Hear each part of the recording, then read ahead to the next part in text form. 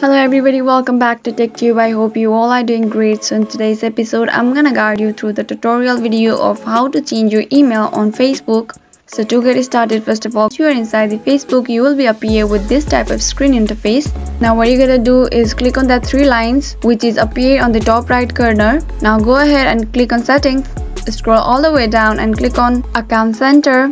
Once you do that, you will be appear with your profile information. Click on profile and details. Now click on contact information. Click on add new contact and click on add email address. Type down your email address and click on next. Enter your confirmation code which will be sent on your email address, and once you have added your confirmation code, click on next, and doing so will successfully change email on Facebook. I hope you found the video to be helpful. If yes, please do not forget to subscribe to our channel and also press the notification bell for more updates.